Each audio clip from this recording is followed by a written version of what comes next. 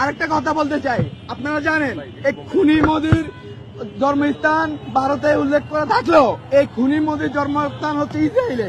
কেননা ইসরায়েলের আদর্শের সাথে মোদির আদর্শটা পুরোপুরি মিল আছে। আপনারা একটা কথা জানেন কি, পৃথিবীর ইতিহাসে কোন জালিম সরকার কখনো টিকতে পারে নাই, এই মোদি সরকারও টিকতে পারবে না। আমরা আশাবাদী, এখনো সময় আছে, মোদি সাবধান হবে। যদি সাবধান না হয়, ভারতের মুক্তিকামী জনতা তার বিরুদ্ধে এক দফা দাবি ঘোষণা করে তাকে দিল্লি ছাড়ে অন্য দেশে পৌঁছাবে। আপনাদের সামনে এখন বক্তব্য রাখবেন মঞ্চ 20-এর কেন্দ্রীয় আহ্বায়ক আমাদের বিপ্লবী ভাই ফাহিম ফারুকী। ওকে, আসসালামু আলাইকুম। আগত সাংবাদিক বন্ধুগণ, আপনারা জানেন উগ্র হিন্দুত্ববাদী ভারতীয় বর্তমান সরকারের বিরুদ্ধে ভারতের মুক্তিকামী জনগণ ফুঁসে উঠেছে। তারা তাদের শিক্ষা ব্যবস্থা থেকে শুরু করে বর্তমান ভারতে যে ধরনের স্বৈরতান্ত্রিক সরকার ব্যবস্থা প্রতিষ্ঠিত আছে তার বিরুদ্ধে মাঠে নেমেছে।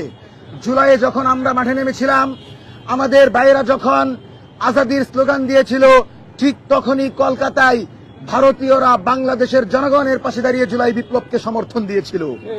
ঠিক আমরাও এই মোদি বিরোধী আন্দোলন, এই স্বৈরাচার বিরোধী আন্দোলনের সাথে একাত্মতা জানিয়ে বাংলাদেশের জনগণ ককরোচ জনতা পার্টিকে সংহতি জানাচ্ছি।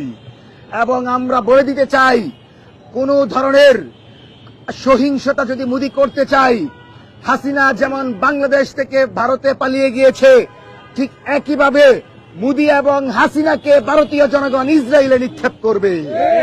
কারণ পৃথিবীর একমাত্র কসাই হচ্ছে নরেন্দ্র মোদি, যিনি মানবতাকে ধ্বংস করেছেন। উগ্র হিন্দুত্ববাদের স্লোগানকে সামনে নিয়ে সংখ্যালঘুদের উপর নির্যাতন করে ভারতীয় মুসলমানদেরকে কুণ্ঠাসা করেছেন।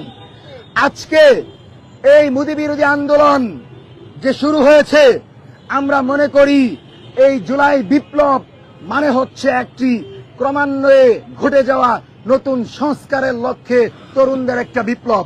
যখনই জুলাই আসবে তখনই অন্যায় দূর হবে। পৃথিবীর যে কোনো প্রান্তে জুলাই মানেই নতুন দিগন্তের সূচনা, আজাদির সূচনা। সুতরাং ভারতীয় সকল মুক্তিকামী জনগণকে বলবো, আপনারা এক দাবিতে মাঠে থাকেন। ককরোচ জনতা পার্টিকে বলবো, আপনারা এক দফা এক দাবি, মোদি তুই কখন যাবি, এই স্লোগানের সামনে নিয়ে আপনারা আন্দোলনে থাকেন।